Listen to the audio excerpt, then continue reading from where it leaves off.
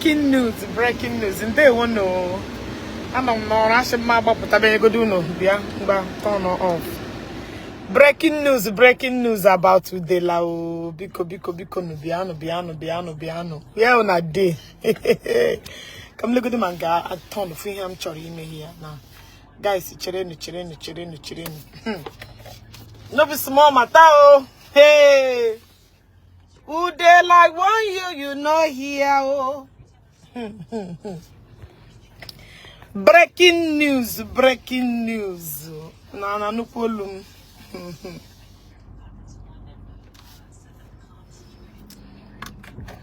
Udele, breaking news. For no problem. Hey, wait.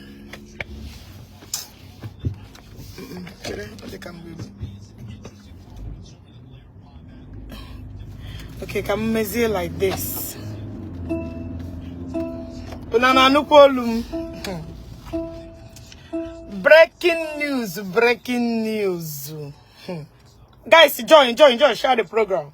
Guys, no mind me. You can wear anything you like. Nah, heat not here because I'm going to go the AC. Hey, breaking news. Udele. Now you want to make a noise, but what can I do now? Breaking news. Batano. Oru osuga. Breaking news. Oh, na no PM na ko. Una ni em neku. I'm not Davido has taken everybody. But my dear, you need to hear this. You need to know this good news. Breaking news. Share the program. Breaking news. Nabiano.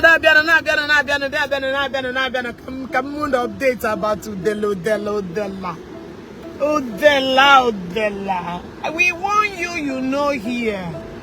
We told you know here. Davido, because I have a live program. Mother name is live program now. Peace. I go break the table, make una share the program. I just when my lawyer informed me.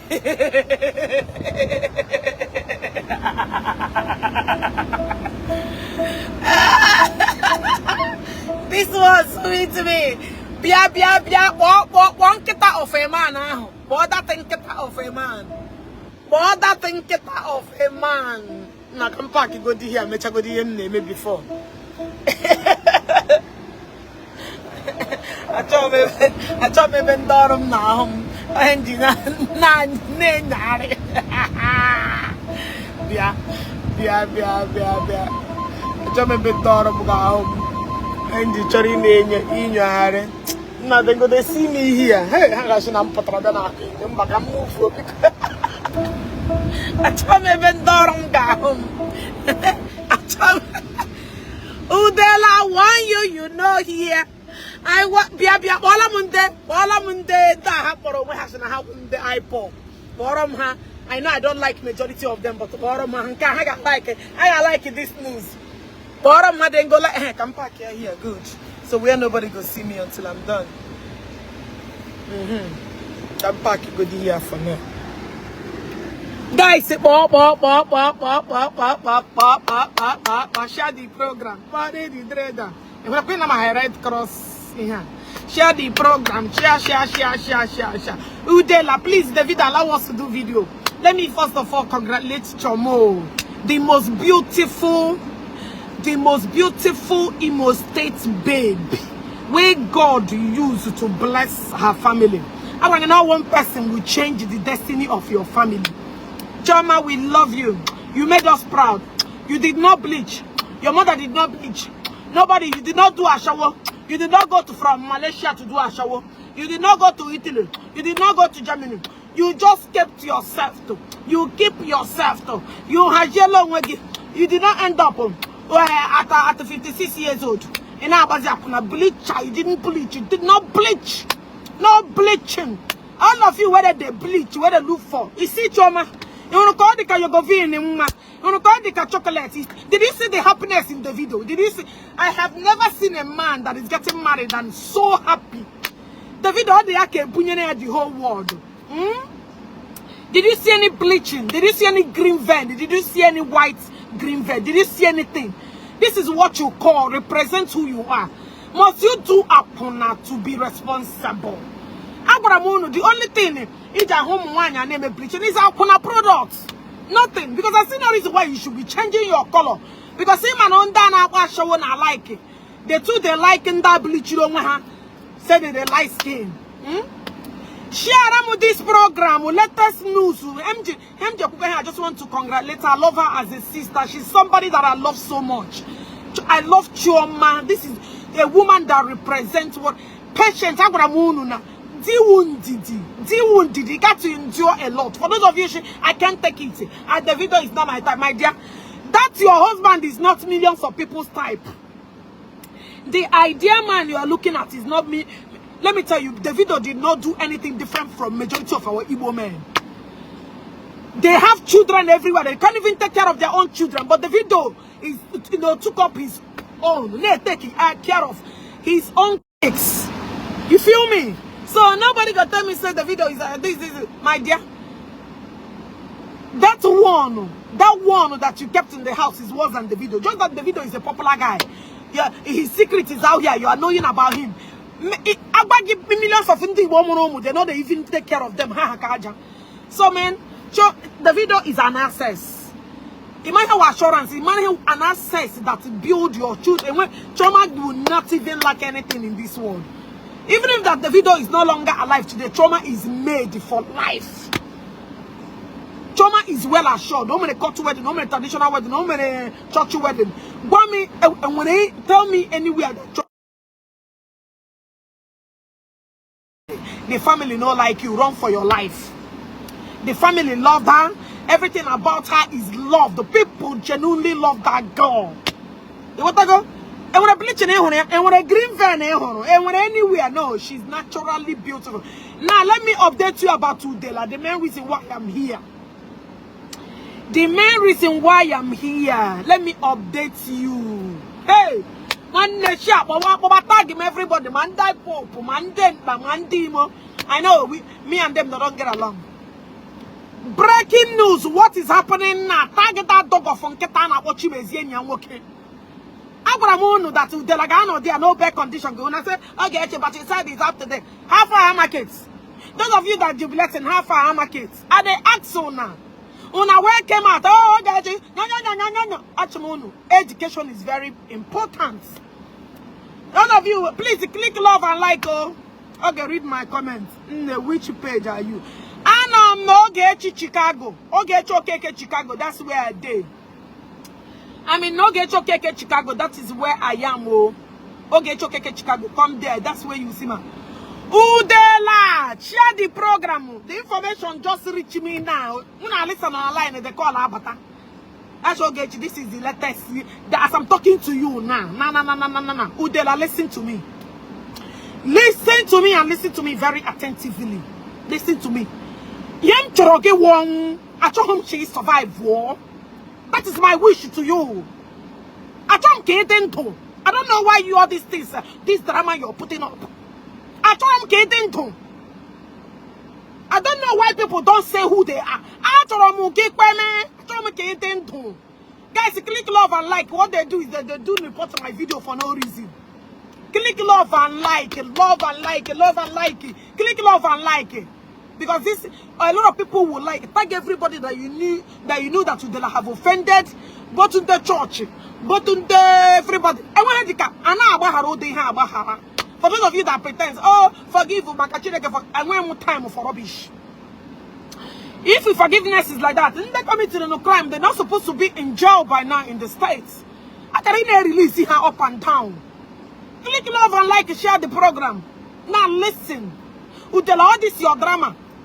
Genamente, mbara unu no tulata la nyashi na bone, whether big or mbara unu bone na sickness, nyashi o whether nyashi udela don nyashi.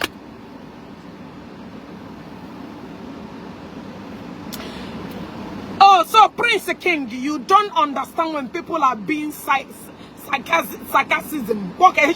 You don't understand when somebody are making caricature of many things. So you did not read the handwriting of Ezugo. Ezugo is mocking those who are supporting Udele. They cannot provide the land. It's an indirect speech. So you did not understand what Ezugo was playing. People keep commenting. I don't know. When the social media, that let me use the Igbo language. Ezugo was none of them are capable of doing shit. They don't have friends that worth property that worth 5 billion. They don't have friends that can, you know, that Udele who go fund me. They were able to raise 700,000 out of 60 million.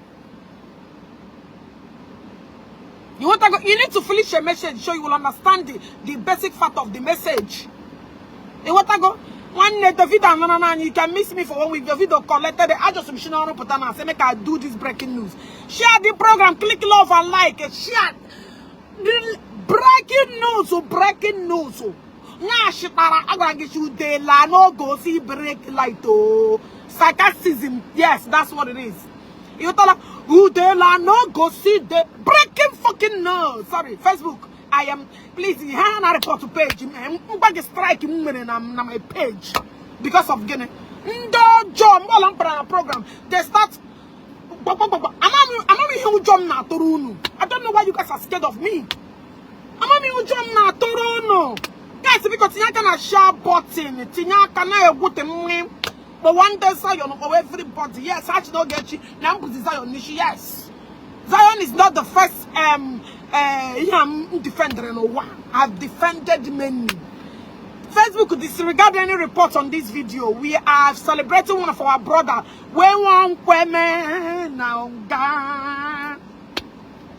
Breaking news, I need to go 200 and something.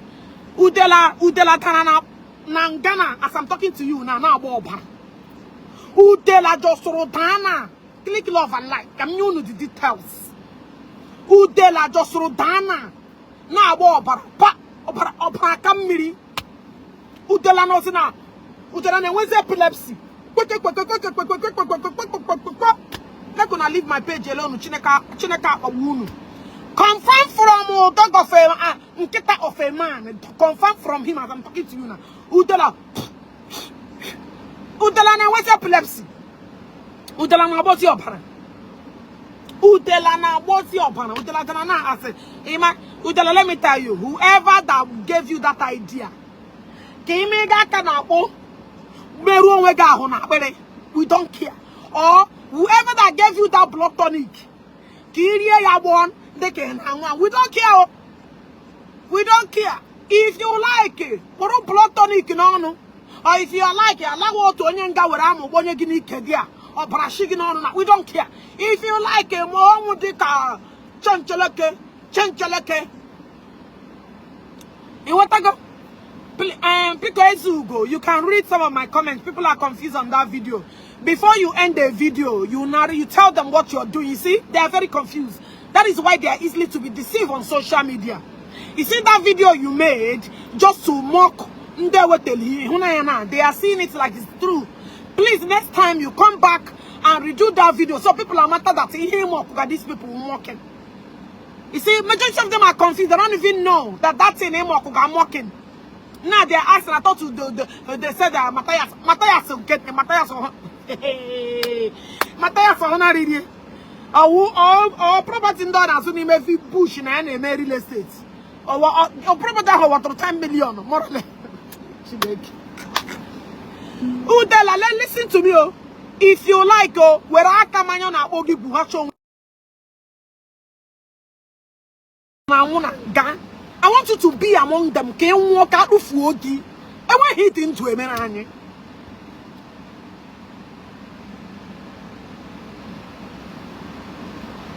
You want to go? Traditional, each or can imagine and the kind of Kenya or Dokama. That's time in Gabame video, I may play that your video. Maybe you were like, hey, then I can remind the people, maybe sense hand at the articulated. Can not remind the people because all after you are moved the remaining. The remaining Gano shame one money. That you opera. The remaining Gano shame one money. I don't know why you are here. Name also like a maniaca now. You want to go?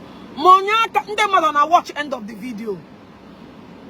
Give me the video, Gisha, please. Take your time and watch the end of the video. They brain you for the they don't even understand what people are saying. They will carry the information, they go. That is why Facebook is social media is the easiest place to deceive the gullible because they brain hand pocket on. They don't the reason from their anus. You want to go? I got people again and onya criminal. It didn't take time to evaluate yourself and lay, oh, you know, let me ask some critical questions for where. Hey, believe what I also. Let me just ask some critical question. How? Get go shilimenya. Get go nya shiwatotonya. Get onyo at the same state. Onyo emesupe. People know they ask critical reasoning. They are so ndawiti. Iti. So Udele, as I'm talking to you guys, I'll be heading back to work in a few minutes because I don't know what to go. So what I'm telling you is that Udele also like a war banner. Also like a war bu mejiki anya chohema in what ufuogi o himetoro weji. You know, wages of sin is getting Odere and a Bible. Read it to complete the Bible verse. Wages of sin are working on. So nobody get messy varaman. Igbo, who made Igbo? Onye Igbo na Toraka 7 iPop a war. Onye Igbo Toraka Igbo and Ndi Igbo no war. Gina she message. Facebook could disregard any report on this the video. Disregard any report. So Udele, as I am just people, he happens English as soon as I make anything. Facebook, please disregard any report on this video. We are celebrating a brother who just gave back to quadruplets. You know, we just gave back to quadruplets. We are not saying anything bad. We are not discriminating. We are against violence on this page. We do not discriminate. We are celebrating a brother who just gave back to quadruplets. You know, it's a good thing. We are celebrating it. We have to speak it in our language so the elderly people that don't understand English to hear what we are saying. That's why. So, brother, congratulations, Nena. Congratulations, Nena. Congratulations, Nena. Facebook, we are not doing anything bad, though. We are just celebrating a brother that gave back to quadruplets. So anybody that reporting this video, just reporting for envy, jealous sake. We are not humiliating anybody. We don't support violence on this page. We are against those violence. So guys, yeah, click love and share. Recommend the video. Tell Facebook we are doing nothing but a good thing on this blow up. Quadruplets, Chineke Udele burozugi Udele abragina anu Udele ugeri anu ge ageri anu ga ge fekasanu ge dekanu fenkenke ageri anu ge. We are celebrating quadruplets. He get back to Banashia no na ya Udele happen to page Marco Swano unenno o swa bukashichi unenno. Leave my page alone. For the appulets, we are celebrating it. So Facebook, Obala in a walk of fake. I'm blood tonic yo. And you guys should be vigilant. Tag Yakuzayon, Kangakwaya. Tag some lawyers, Kangapaha. Be Alisa, tag and Desayon, tag Yakuzayon. Let me inform him. In your blood tonic on an art movie. He's only acting movie in that place. Oh, when they come to Manyanaka, good for when Obranaba.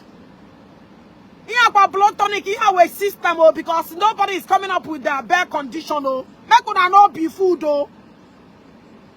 You guys should not be deceived though. You have a way your poor. Morona anya can imagine on him. So more like Lugiriga Makashania really. blood tonic ya one na agbo anya chode ina anwuga after all he wish many people ina anwuga what is of sin or wogene so can baranga bi ibu na Simon some people na tell nwanne emu ke aburu nwoka mo nwanya na acho today Udele don kweme ka Ndi Igbo zuru ike ogbori para kehi tintu eme bagodi mu tintu na ebutere anyị lụọrọ anyị ọgụ na Istanbul gbuola anyị Ndi Igbo bro jiji ụlọ gị mere ebe na anyụ ihe a kwa blood tonic agbụnyere gị ọnụ ta ga-ekwara m akụza ya na alisa ta ga-akụza ya ọnụ hia ka ọ dịkwa awe ihe akwa blood tonic ọkpụ ọnụ ọwụ tatasha kwọrọ akwọ whatever ọwanụ eshila ya ọbara nna ma ya kpajacha ya mee ya like that ihe akwa game enwekwa ihe mega ya ne kpọpụtakwa na ya ka ọ bịa dụrụ dị ya ka ha before ha weta be condition enwekwa ihe na-eme ya o nwere ike ọkwa ọbara ịma na a na-eshi ọbara nna ma eshi na Nigeria winube ya a na-eshikwa ọbara ehi ha eshiela ya ọbara ehi nye ya akpụrụ ya ọnụ we are not buying that chikwani je kpọta no doctor ka unu make una no buy this ni akwu ihe akwa ego akwụrụ akwụ you guys should be wise oh ihe akwa blood tonic ọkpụ n'ọnụ ihe akwa ọbara nna ma eshiri ya ọkpụ n'ọnụ ihe akwa josoro n'anya onwe ya dara ya li ya nna wuo ya mmiri oyi eli ya it's akwa blood tonic ozu drink ha mana banwe je zolo bitters ya kpụrụ ya n'ọnụ ma zolo bitters na-achọ ọbara I get zero bitters. Ya bro zero bitters. Ya do she. Let me just use zero bitters. Oh, when zero bitters. Nanda na report page ba. I put a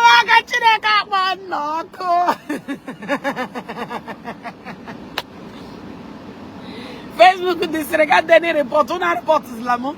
My page is for peace.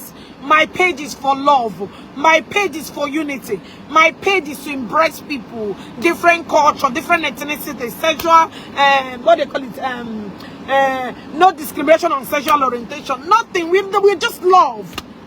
We represent who we are. We are just love. Leave my page alone. Facebook, disregard this report.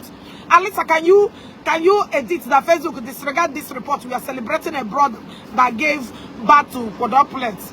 Please tag it, celebrate there that it's a breaking news get there because edit it now. Facebook leave all these reports. Oh, blood tonic cup no. Mawo oti ke nwanya hocha na period pan na mmiri wunye na on ya shiabo man cuz when how game to get out from there o na bo tula je pacha ya na emekpa o tula pacha na ya gwagwa enyi ya nwoke nka when you working nka wo nkita of a man that nkita of a man boy ya share biko na ya lota na enyi ya nwoke na amonye period one na ya na boy Ishi Iwala. We are wishing you happy on Winwo as I'm talking to you now. Thank God everybody. Zion make una no fall for this. Guys can pour hana piam yana reports on this page. I will see you guys later. Bye for now.